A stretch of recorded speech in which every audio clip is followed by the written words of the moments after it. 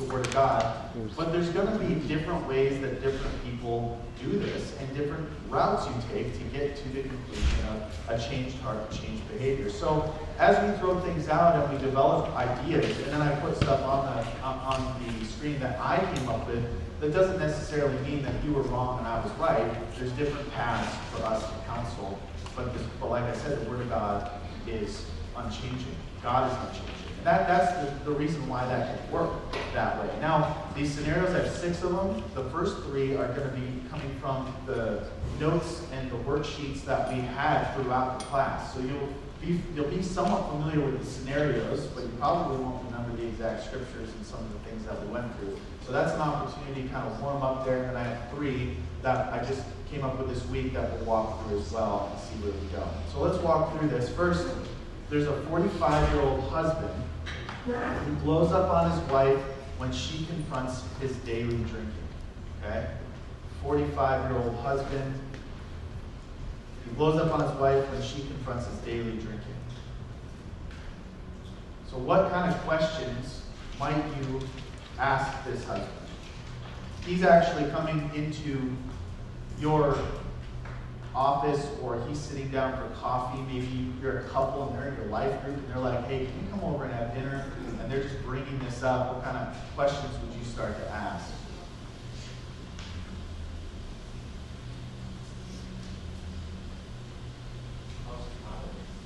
Okay. How's his Bible reading? Yes. What's your testimony? There you go. When you know the Lord. What's interesting is I probably want to erase these 2 as we go through every single scenario, right? Because that's the bread and butter of the Christian life. So those are great questions. I think a lot of times our temptation is to jump to other things when these are where we should start. Any other questions, though? Prayer. That's another one that I wouldn't erase, right? Those are the church attendance or a part of life group. Are you attending faithfully? church attendance, life group, fellowship. Yep, all that. So I don't know if I brought this up in this class. Did I bring up WASP? You guys ever hear that? No? Yeah. So I always have this quick way to analyze anybody who sits down with me. It's always the word, attendance, serving, and prayer. Right? And if those are kind of the bedrocks of obviously the Christian life. And so usually when someone comes in, many of these are off kilter. They're not doing those. That's the first place you can start all the time. Yes? What is he praying for? Okay. What the content of prayer? What is the content? And revelation in Scripture. Okay. Yes. I think I would ask, what does this daily drink or whatever, what does it do for him? Why does he feel like he needs it? Right. What? Yeah. Why? Outcome. What are you looking for here? Are you trying to? And I think that could go back to what instigates this. What instigates this? What happens every time while you're getting home and you're starting to settle in? What gives you that desire to do this? Does he see it as a problem? Right. Do you see it as a problem? Charlie? Yes. Who are we actually talking to? Are we talking to the husband or the wife? Yes, yes. Right. That's a great question. Yeah, that's a great question. So let's think about that. Men in the room, what would you ask the husband? Women in the room, what would you ask the wife? Right? Because if you're sitting down with a couple, you're probably going to be a little bit timid, and rightfully so, to be cross-examining either one of those, especially women to the men. There's going to be a situation there where you could start stepping over a boundary that, you start to get into his business a little bit that could cross over into something unbiblical. So I think that's a great question. Where I was coming from, Yeah. when someone said, what's your desired outcome? Yeah. If you're talking to the wife, is the issue first confronting the husband? And if you're talking to the husband, why is it drinking? In other words, that question very much depends on which person you're talking to. Right, right. And I think mostly what we're focusing on is the guy for now, but I in this situation, you'd absolutely want to talk to the wife because and oftentimes what I find in marriages is there's typically a two-step process. When somebody has a kind of a blatant unrepentant sin, it's really hard to do marriage counseling because we need to have repentance there, and then we kind of get to a baseline where now we can talk about the marriage because clearly there's something going on in the marriage that we need to talk about. It may be severe, it may not be, but he's kind of smoking the room, so to speak, with his drinking and making it difficult to even talk about what's going on with the wife. So I think we want to, let's start with the 45-year-old husband. For the women in the room who wouldn't be counseling him necessarily or meeting with him for coffee, let's just pretend that you could do that, or what you would suggest to your male counterparts. What's the impact that he believes he is having on his wife and his family? Right. Negatively? And yeah, how are you spiritually leading? What's the impact? Okay. So these are all helping to draw out where his thinking is at. What are you, I think, continually digging into what are you doing this for? What is the outcome? If we get into Bible reading, well, first off, we need to get you back into the Word of God. We need to talk about the Word of God. We need to get you praying because clearly your thoughts are not even being defined by the Bible. And that's what we get into when we get into these charts, right? Is that their thoughts are not even being influenced by the Bible. What's that? Is she a believer? Right. Is this a marriage where they're both Christians? Yes. Yeah.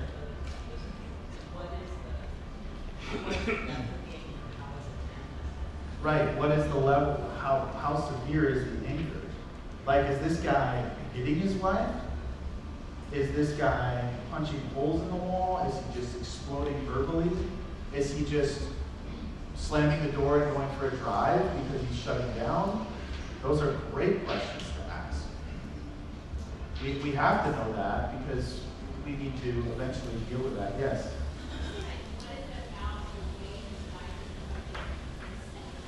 Right. Right. Yes. So if we're asking him, what does your wife do that makes you angry? How?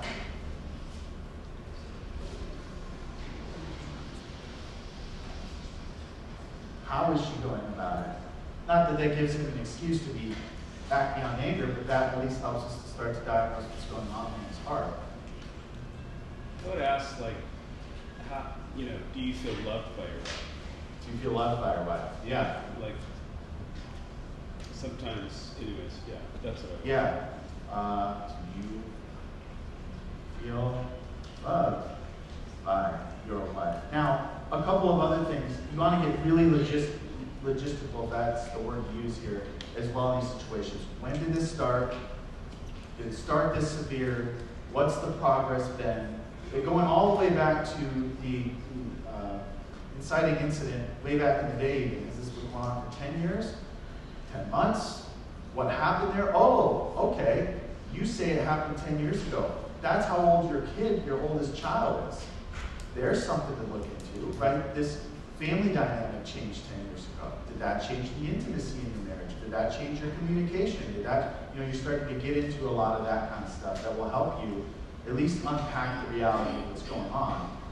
So, okay, that's good for now. Let's dive into a little bit of the reality of what's going on in the heart here. So let's just say in this hypothetical scenario, and we are broadly sweeping, this whole thing. We're skipping a lot. We're going over this with a broad brush stroke, but the main thing I want to get out of this today is to continually see the connections between the way that we investigate, we ask questions, and we dig into what's going on and where the heart's at, right? I made this up, so this guy could have a number of different thoughts that are different than this, but this is just the route I decided to go. His wife doesn't appreciate his hard work, he thinks. I'm a hard worker. I deserve a break. I work harder than my wife. There's a balance that's off in my family.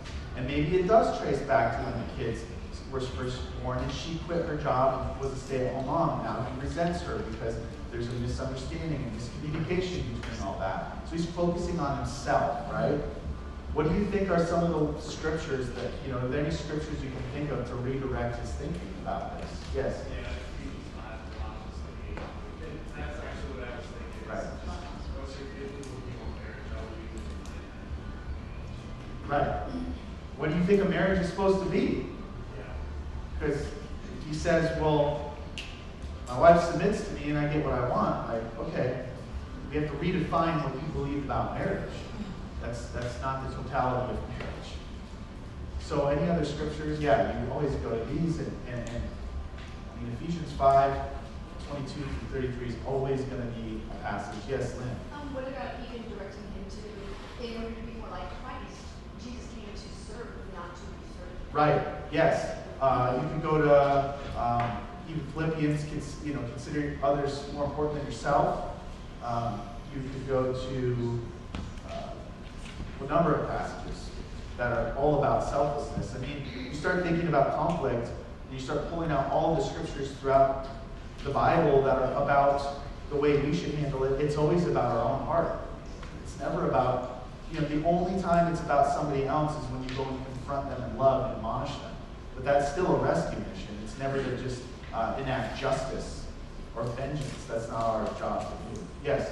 It seems like what's kind of underlying is that these seem to be symptoms, but there's obviously poor communication.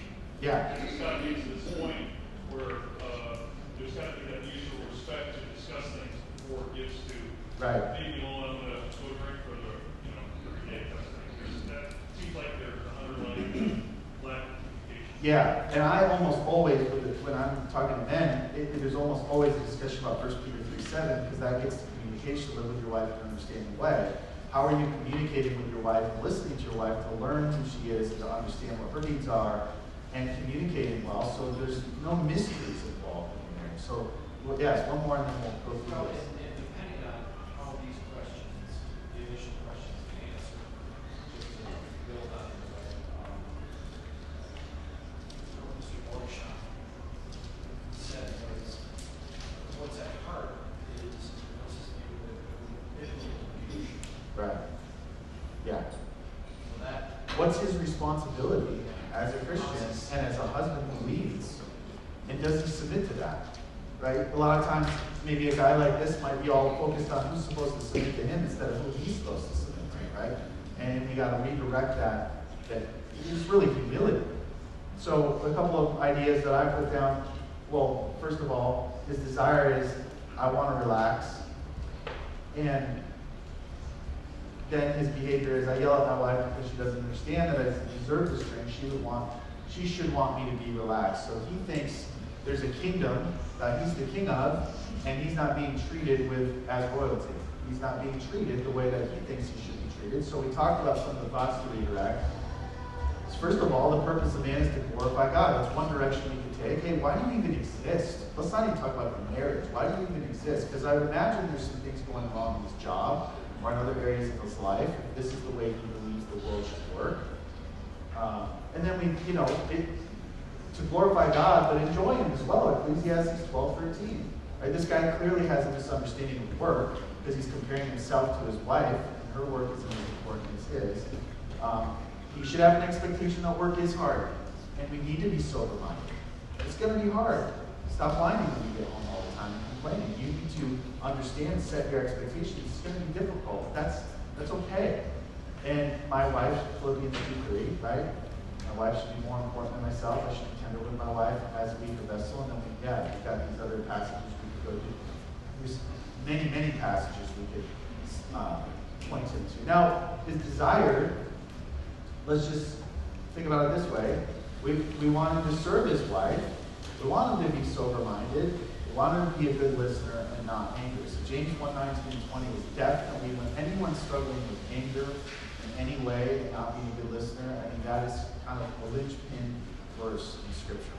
Because it clearly states the process of being quick to listen, slow to anger, and, quick to hear, slow to speak, slow to anger, Why? Because the anger of man does not produce the righteousness of God. You can't even live a righteous life as an angry person. So if you finally increase to the goal, that is to glorify God and to live a holy life, walk worthy of the calling of Christ, well, now we got to talk about the anger, because that's not a path to get there. We're on the wrong path. So your desires have to change. This is what I actually want in my life. And then behavior, we might, again, this could go a lot of different ways, but this might be what we start talking to him, how we give him homework.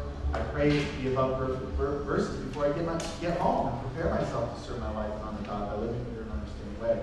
So even saying, we start to realize, there's always confrontation when he arrives home. Okay, well, of course we've got to deal with your life holistically and talk about where that really starts in your heart. May start in the morning, because you're not in the Word of God and it just boils all day. But if you're getting into a fight every time you get home, you need to pray out before you show up. And then, this is a big one, I think, for anyone with kids. I don't look at my job as over for the day, but more shifting to another role when I get home. That's a huge one. This is not time for me to kick my feet up on the lazy boy and watch, playoff baseball and have a beer. This is time for me to engage with my family. And not that you can't watch baseball with your family. That would be a great thing to do. It's like, those aren't necessarily evil things or things that are sinful, but the reason when we do them to escape, or we do them because of sinful desires, then they become sinful. And also I need to believe, love leaves all things. I also need to believe that my wife loves me, and she really desires what's best for me. And it may come out later that she's struggling with things too, and that's not entirely true, but that's okay. We still have to believe that and operate out of that. If we start operating out of the fact that she's out to get me, it's going to create bitterness and direct all of your behaviors in the wrong direction. You're going to start to, hey, this is me against her, instead of the other way around. So let's go on to the next one. This is a 15-year-old female that hates herself. Okay? I'm just going to start off by showing you the thoughts, because I think that might help direct our questions a little bit more. I believe that people my age shouldn't look like the way I look, right? All these different things that are going on in her mind. What are some of the questions that you would ask this 15-year-old as you're sitting down with her? Maybe, let's just say, the scenario here is that you're a Plants and Pillars leader, and this girl is in your group, okay? 15-year-old in high school, you're a high school leader. So men, just imagine, if you will, that you're leading, just put yourself in that position. Obviously, that's not what you'd be doing, but for the sake of us trying to figure out what's going on here. I mean, men, one of the ways that we can think about this is, what if our wives were the leader? What were the things that when we sat on the couch at night with our wife, and we were saying, hey, let's prepare for this conversation you're going to have tomorrow with this 15-year-old girl who hates herself. What are some of the things that you would ask her? So maybe that's a way for us to get our minds right for that.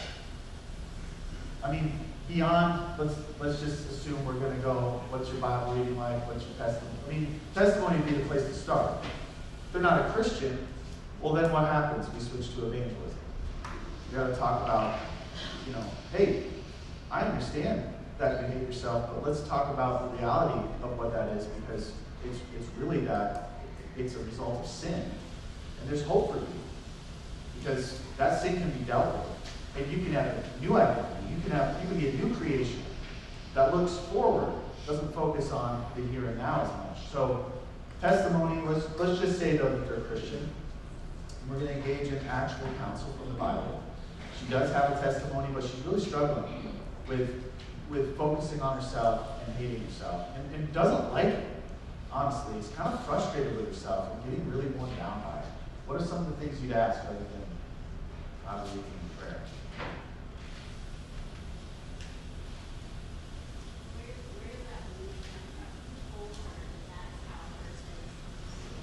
Right. Who told her that's the way it should be? Hey, are you following the wrong people on Instagram or on other social media? Do you have a mother who continually tells you that you're fat, or you look ridiculous the way you dress, or whatever it might be, or just nitpicks the way that you act and behave, And look, those are really important things to dig into, yeah. Yeah. Are you hurting yourself? Yeah, are you hurting yourself physically, cutting? Are you food, right? Controlling food.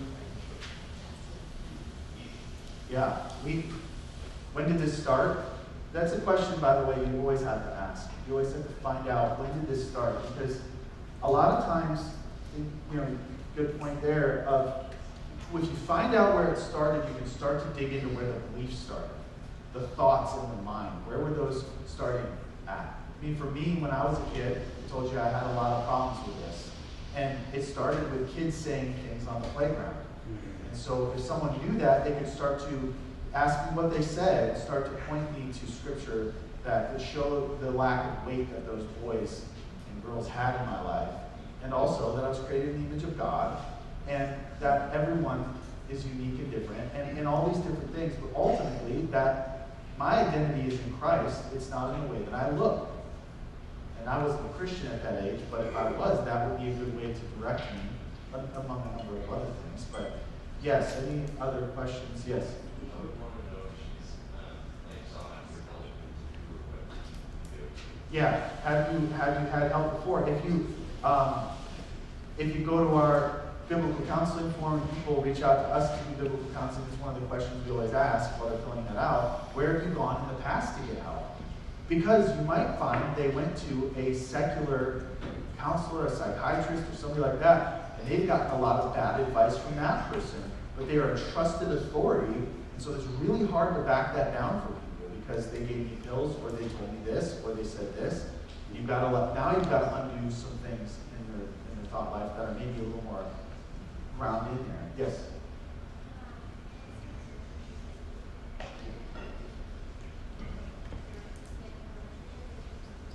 Yeah. How does she see food, the relationship with food? So what's a relationship there? How does she see it? And what is it for? Yeah. Yeah. Along the lines of previous help, Yeah. it's also, I think, very important to ask current help. It's very possible she is seeing someone else Yep. as another person pouring into her that she either want to or in that role, and you're actually in competition or challenge.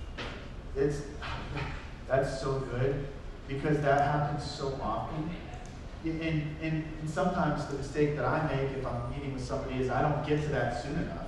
And then I realize 3 meetings in, they're also going and seeing a secular counselor. And I'm like, hey, this isn't necessarily more is better. Right? We don't need a team of doctors around you right now that are all coming from different places. I'm biased. I think that I'm the best person to meet with compared to these other guys, not because I'm great, but because the Bible is sufficient. And then you can dig into what are they telling you, and trying your best to be careful. I mean, if it's mom, if it's Aunt Marie, if it's another friend in Plants and Pillars, whoever it is, if it's another leader, right? Now we've got to go talk to that leader, and we've got to go probably talk to Pastor Josiah. We've got to, we want to make sure we don't blow this up into an all-out conflict that could really start to rip apart the ministry too. We need to be sensitive in that, okay? So don't be that bull in the china shop. I know what this person needs, so I'm just going to go for it. All right. This is great, by the way, because I didn't know how long these would take, so we're going to have plenty to go through today. I want to change the way that I am. That's her desire. Right? Well, if I don't like the way that I am, I'm going to change it. And think about that desire, by the way. Is that not what's going on in our culture right now? I mean, how many horrible, evil doctors' offices are chopping up young kids to make them boys and girls when they weren't born that way? Because they believe that they should basically be who they feel they are. Or a number of other thoughts about it. That, for me to just be an average white girl who just doesn't have anything to complain about is a bad thing. Because people who are victims are courageous. I'm telling you, that's what people prey on right now. Is that if you're not a victim in some category, then you're not cool. You have to be a victim of something. And so here's an array of letters to choose from where you can be a victim. Pick one. And now you're cool and you're courageous. And it's sad. I'm not saying that we should be flippant about this at all.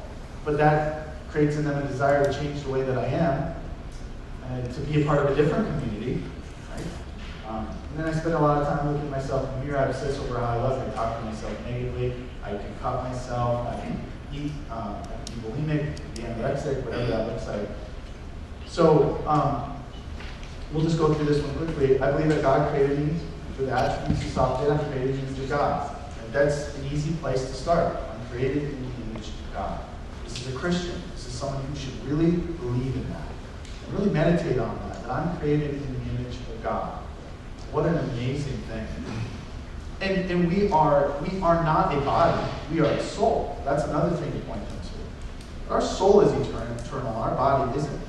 I mean, there's people born with some severe deformities. We don't have to say to them, no, you look beautiful in the sense that we would all say beauty is defined on the outside. That would be lying to that person. But we say, no, you're a soul created in the image of God. And that's what we focus on. There's difficult things cosmetically that happen to people. And you need to face that with God. We try to tell everyone that they're, beautiful in that sense, and we try to lie to them. That's not the path to this. No, we need to drill deeper into them being a soul and what that means. And ultimately, too, a trust in the Lord, right? We know people like Nick Vujicic. I brought him up before, the guy that was born with no arms and no legs. We've got John Erickson Tata, who was paralyzed at age 17, I believe, and has lived her life as a testament to Christ and the gospel. And both of those people would say, I wouldn't take it back. They have said that. Nick Vujicic said, I would never want to be born to be different now that I know what the gospel is, because now I have such a leverage to preach the gospel to people that I'm so excited about eternity when I will have arms and legs. But for now, it gives me a front door that I can kick in and just tell people about the gospel. Whereas somebody who just looks like an average person doesn't have the same opportunities. So he sees that way. That's what we need to put in front of people that struggle with this. I want to use how God gifted me to serve others. That's kind of what I was saying. I spend time learning about what God says about me in the Word. I trust that my inner beauty is more important. Preach the Word to myself and guard my heart and mind. All right, I'm going to go through this next one actually pretty quickly because I want to get to the three that are new. So this one we went over before. 50-year-old male addicted to pornography. All I would say about this is questions that you would ask would have to do a lot with getting data at the beginning about when did this start, what is the frequency, what's going on. Clearly, this is going to be man to man and woman to woman, but women, don't dismiss this because this is a problem with women as well. Even if it's less, it's still more than it should be. And so we need to be clear about what's going on out there in the world and also inside the church. I gave you some stats when I went through this before. It's clearly a problem in the church. That's undeniable. So we want to make sure that we understand what's going on, what are their beliefs about the world, why did you do this, when did this start, when did you first see these things, all of those kind of things. And then those are the thoughts that this gentleman has. I believe I should indulge in things that are pleasurable whenever I want without restraint. He may not even say this or believe this out loud, but I find that we live in such a comfort culture that Christians get sucked into this belief. Like sometimes we think a trial is like my internet went down. Right? And clearly that makes things difficult. But if that's the greatest trial that we have in our lives, then we've clearly started to buy into it. And the reason we're mad is because the game's on, or because we can't relax and watch certain things or do certain things. So we have already built into our culture this idea that we deserve some level of comfort. And when it doesn't happen, we get frustrated and angry. So we should be careful to think that no believers can think this way, right? No, we can't. They really can't. I want to satisfy myself. I will do what I feel like and not control my urges for hunger, entertainment, or sex. And then let's replace these thoughts. I believe I should desire the things that God desires for me. Self-control is an important fruit of the Spirit. My natural desires need to check against God's Word. You look at that passage in James 4:1-3, Why do you do these things? Because of the desire in your heart. Why do you kill? Why do you come into conflict with other people? Because somewhere in your heart, something is wrong. He even talks about prayer. You don't pray because you don't ask, but when you ask in the wrong way because you want it for your own desires. And we just live our lives so selfishly. And we get sucked into this. We're not in fellowship. So even like this gentleman dealing with pornography, you go back to the WASP, right? And all these things that we ask up front, I guarantee you something's askew there. And so you want to ask when, where, how, and get into that. And then we talk through this. We're going to get into some severity when it comes to the application of how to kill this sin in the life. Because this is a sin that's going to take some level of severity, the eye gouging out, the hand cutting off, getting a dumb phone, whatever that may be. I want to serve the Lord and others, right? This is not about me. The Christian life is never about me. And I am disqualified from even doing certain acts of service when I am addicted to pornography. So I can't even serve the Lord fully. But I'm hurting others. I'm also contributing to an industry that's hurting young women and young men, and we need to kill that. You're actually helping it to thrive by participating. You know, we don't ever talk about that much. I mean, people don't even want us to sing Bethel songs because it contributes to that church. But we talk about pornography and contributing to that industry. I will build up my spiritual muscles by denying myself in smaller things so that I can say no to myself in bigger things. And I said the best thing that you can do as parents is to teach your kids how to deny themselves every day, to say no to their curiosities, to say no to their desires.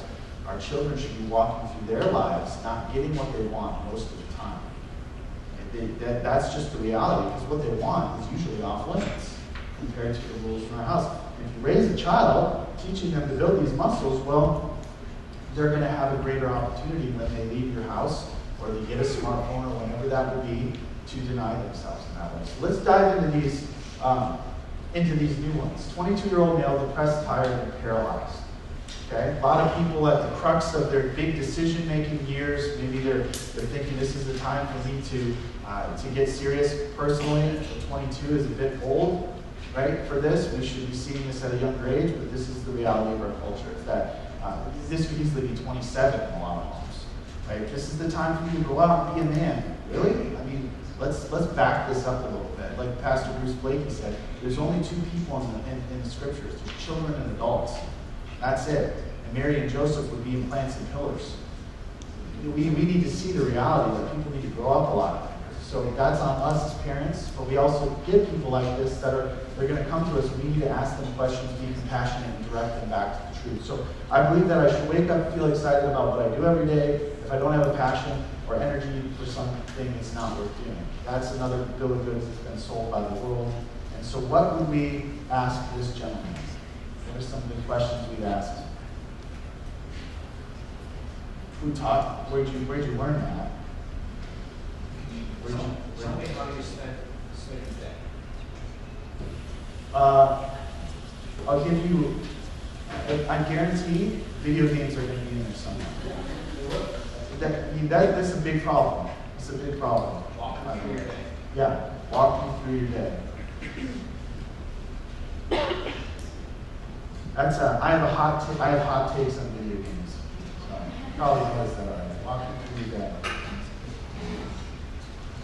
I don't think they're sinful inherently, but I don't think adult men should be playing those. This is a longer-term review question, but I want to know if you have Desire to get married. Yeah, seriously, because you got to prepare for that, right? And I mean, I've met with guys like this, and a lot of them do. And that's a lot of what they're feeling too. They feel trapped. And I feel for these guys because what happens is they develop some beliefs about the world so much so that they don't know a way out of it. So it's kind of cool when you can put it in front of them what the reality is of this, of life, and what the Bible says about these things.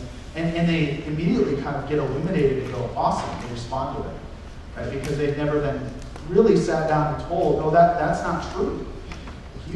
You don't have to have a passion for what you do in the sense that you're speaking about it. You have a passion to serve the Lord. Yes? I would ask them, what do they believe they could do that they would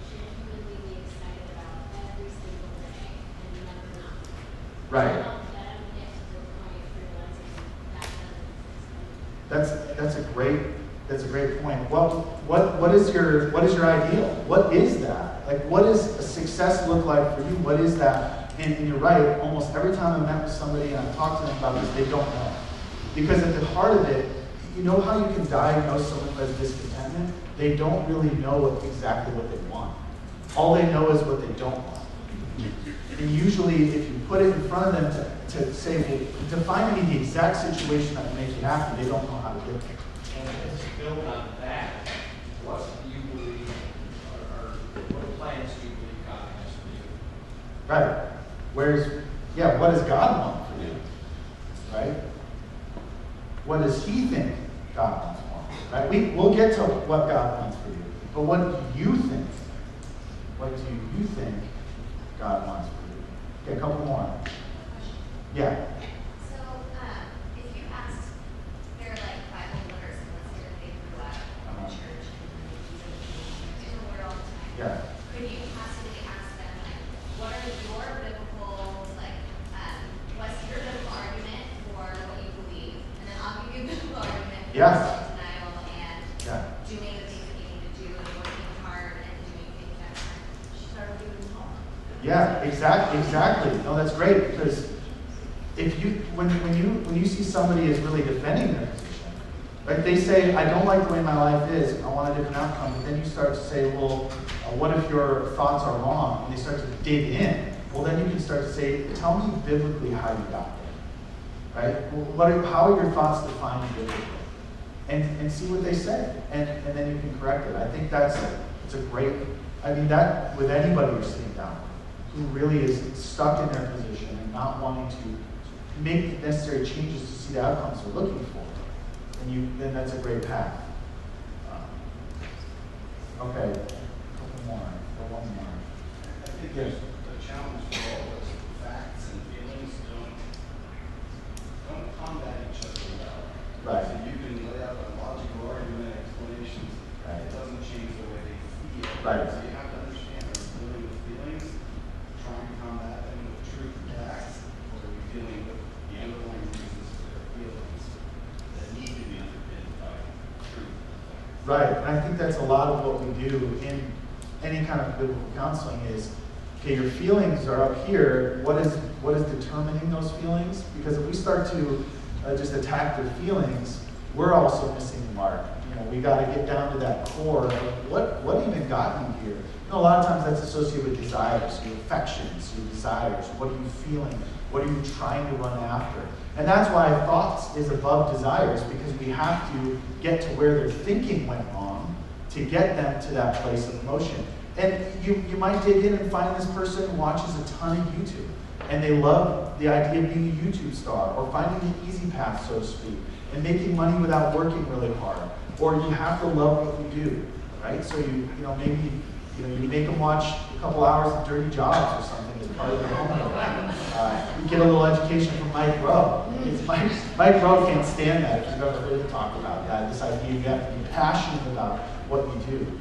Well, I think, in Scripture what we find is God oftentimes gives us an assignment that we don't at first glance think that we can be passionate about, but He changes our heart. You look at Moses, you look at Abraham, you look at a lot of the saints who are in the Hall of Faith. What God asked them to do, you look at Joseph, what the path He asks us to take, we're like, oh God, I'm not the man for that. But then they find the desire in serving God. They find the joy in serving God in that.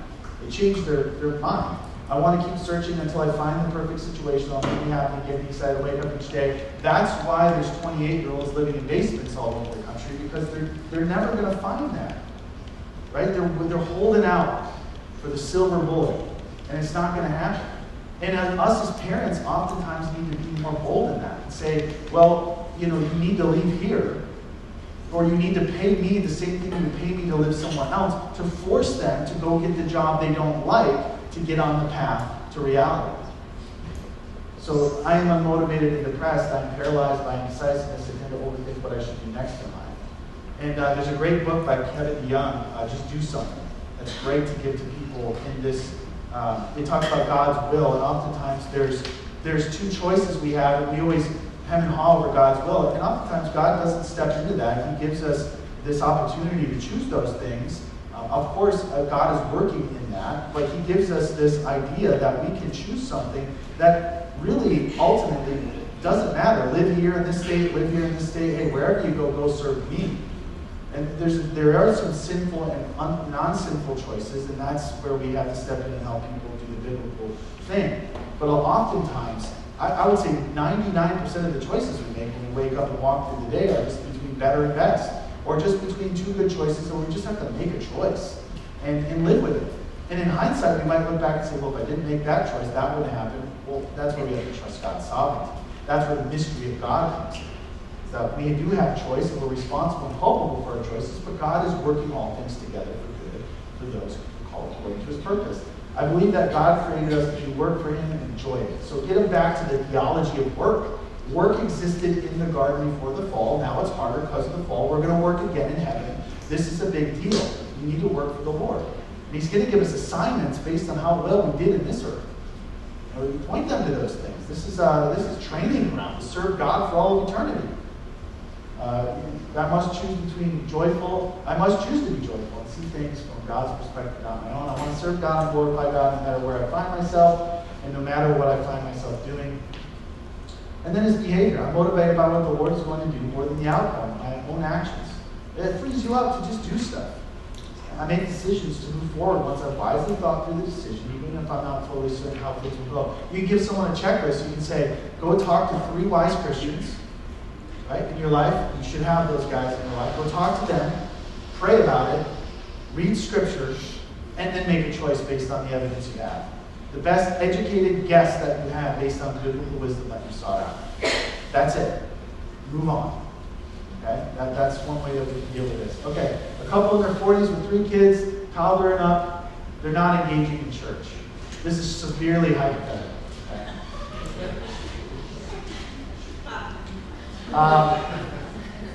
I'm going to have you guys help me counsel some people, okay? Their belief is that we should never feel busy as a family. I'm probably going to step on some toes in this one if I haven't already with the other ones. My kids need a specific quantity of time with me.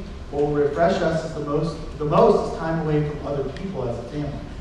It's a very common belief in the RV world we live in right now, and in this vacation mindset culture that we have. I mean, Instagram has done a number on this, because everybody posts their perfectly curated vacations for all of us to envy over and compare ourselves to, and all we think about is working for the weekend. And as a wise pastor once said, we rest to work, we don't work to rest. That's the way God created us. We have it backwards. We constantly work to rest. So, what are some questions that you would ask these folks? We only have a few more minutes, so we'll go through this quick. Just a few questions. Yes? Right. What are their current commitments as a family? Okay, so we can see where church fits into that. Yes? I would ask them, do they know the privacy of church? Right. The theology on church. Do you want to go through an ecclesiology study? Understanding what that is. Maybe we should do that as a classroom class. Yes? I'd ask them whether they like children. Amen. How do you compare what would you like your children to see you do? How would you compare what you're doing to the call in Deuteronomy 6, Deuteronomy chapter 6, or Ephesians 6, 1 through 4? How would your children compute this? Are they going to ever think church is important? If you don't, how would you, we'll get into some scripture in a moment, because there's some other scripture that are pretty clear that this isn't the way to think. Where did you start thinking about this? What defined this kind of thinking for you? Did you make commitments when you got married to do certain things as a family that you just picked out of thin air instead of sought wise counsel? Like, hey, we're going to go on this many vacations a year. We're going to do these type of things before we're this age. Or what it is, whatever it is. How did you define these goals for your family? Okay? So those are some of the things we could ask. Obviously, we're dealing with a couple here. So, this might be for life indicators. Maybe you're dealing with a couple who's just not engaging. So you're going to start to dig in, maybe the wife with the wife and you with the, men with the husband, and you're going to dig into these things. And it's going to be a dance there. You're going to have a lot of wisdom who to talk to and how to walk through that. There might be questions you can ask people just in the hallways. Hey, how's it going? I haven't seen you in a while. And you start to ask them questions to understand where their heart is. You're not going to start maybe counseling them with scripture in the hallway, but you can get a lot of information based on what you ask people while you're just bumping into them around church. Right? Just to understand more. Hey, these are my friends, and I miss them. They're not around church a whole lot anymore. Why is that? And just ask them questions that don't make them defensive, that help you understand them. I want to center my life on my family. I think a lot of times what happens is that in the scriptures, what I see is that there's not necessarily a list of priority when it comes to a lot of things in the Christian life. There's a list of things to be faithful in. There's buckets that you have to be faithful in. Family is one of them. The church and serving the church is another one. And you go on and on. There's these ways of being faithful. But the Bible doesn't order them in order of importance. You have to be faithful in all of them at all times. And so what the question is you have to ask, what does faithfulness look like in your family? And a lot of times the bar is so different than what people define it as based on their emotions. Again, going back to what Bob said, we got to get to their thoughts. If you don't change your thoughts, the emotions are not going to follow. So we got to get to the undergird of what that is. Okay? Behavior, I fill my entire schedule. Have you ever seen the big rocks, little rocks analogy with the jar?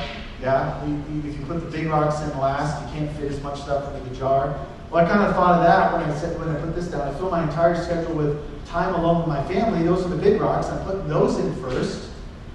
And I use whatever's left over to focus on God and His church. So they're not necessarily giving their first fruits to God and the church. And again, this is a careful conversation because people can swing the pendulum so far that they're neglecting their family because of how much they're serving in the church.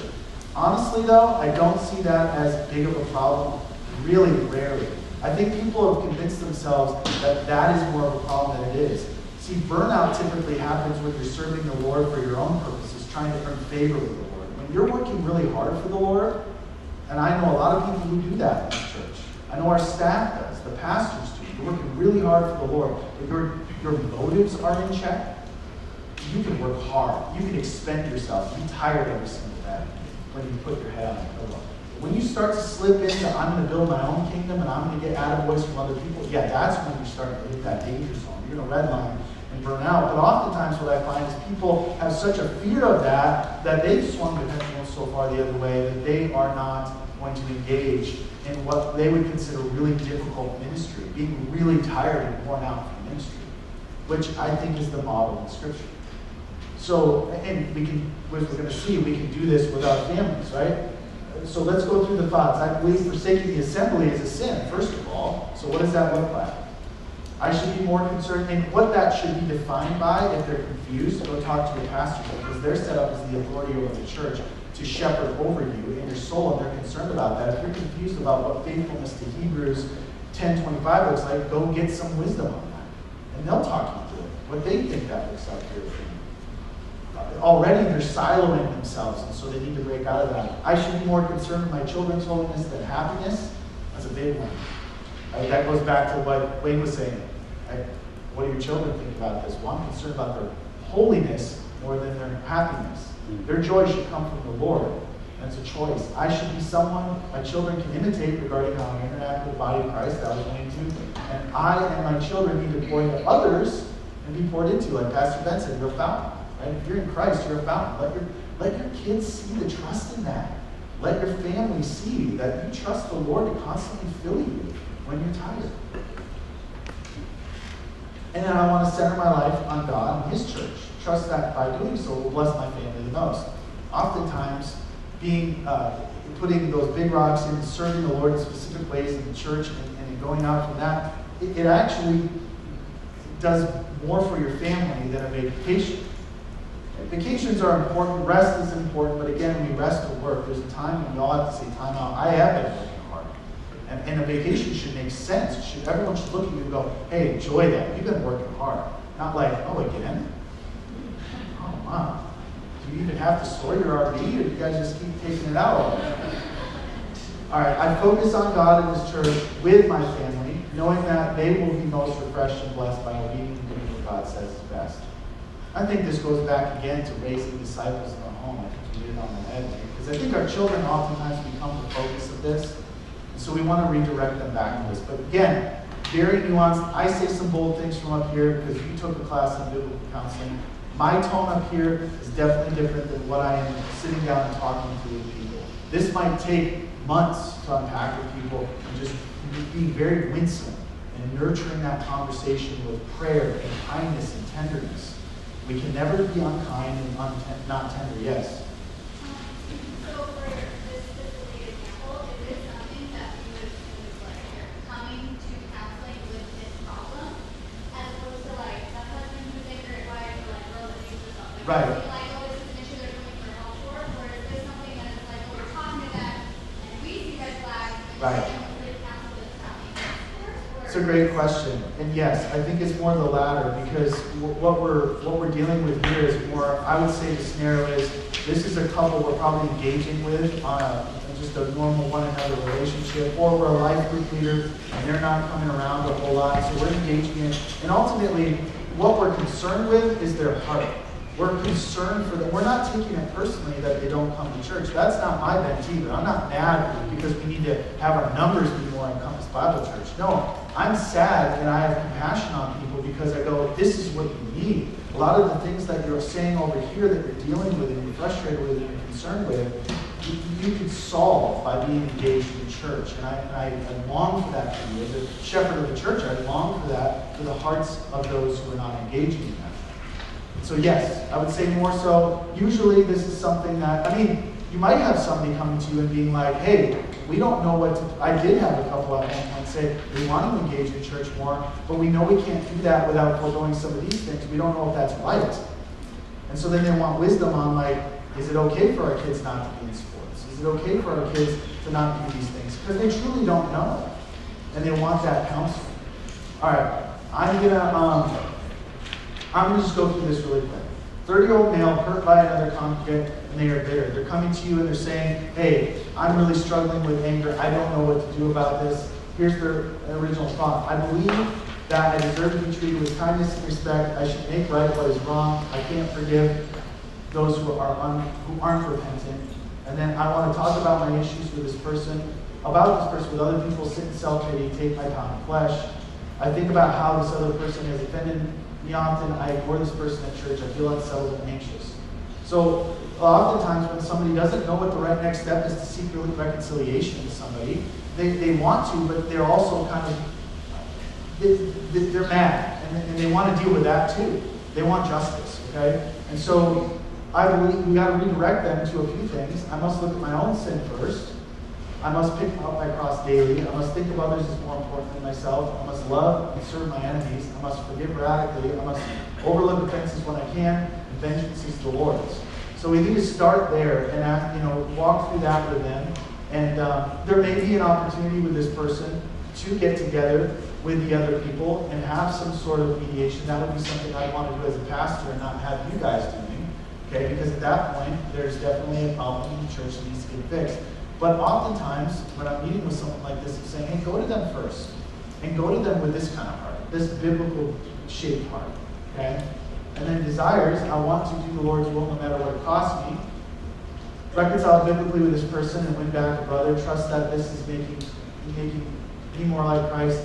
Be tenderhearted as Christ was and is to be. Pray for this person. Then behavior, I take the necessary steps to reconcile God's way. I pray for this person. I own my own sin that has contributed to the relationship issue. I seek counsel from wise leaders and pastors if I need help. So it's really giving them a track to run on. Right? If somebody's coming to you and it's a one another situation, you're having coffee with them, you can start very simply by referring to some of these scriptures and pointing in that direction. And then if it boils up, you definitely want to engage with some type of mediation. It's a big word, but really what that just means is somebody who's a third party who's objectively unbiased. You can talk to them about what the Bible says and make sure each person's actually hearing each other. Right? Because sometimes we don't actually hear what the other person's saying. I'll try to get through as many Q&A questions as I can. I know they're going longer because of the child dedications. We'll see how many we can get through here. Should people counsel within their own family, or is it better for everyone to counsel the people less close to the situation? I certainly think parents should counsel their children. With other relationships, I think we need to be really wise. Okay? Are we too emotionally influenced? That's one question we need to ask. We need to get somebody else involved if we are. Are we Are we invited into that type of relationship? Are we pushing ourselves in there to try to counsel our family when they've not asked us to? Can we truly admonish without fear of fallout? Oftentimes we ask ourselves, if I admonish this person, are we going to break apart the family or cause some major drama? Overall, we should be admonishing one another for brothers and sisters in Christ. So obviously we need to be believers if we're going to do this in our family. But there are times when we need to clear the smoke out of the room by getting help from the third party. So when in doubt, I would reach out to a pastor and somebody or a life group leader and ask them what should we be doing. And then how do we come alongside parents of young children who are dealing with anxiety in family, children that are dealing with anxiety in family? Would this be handled a little differently than teens or adults? Little people don't have the ability to communicate why they're feeling a certain way, so it is very different. Okay, so I'll just give you a few things to think about in this. We need to trace backwards from their behavior to the desires and their thoughts, just like we would an adult. When did this start happening? And we need to get to the core of what started happening. There was something that happened in our family where one of our backyard neighbors went crazy and started shooting his gun outside of his house, and he hit a couple houses next to us. And we got a call from one of the people in our church who was a cop who said, hey, go get in the northwest corner of your home and get low with all your kids because you might get hit with a bullet. And so at 6 in the morning, my kids were huddled downstairs hearing gunshots.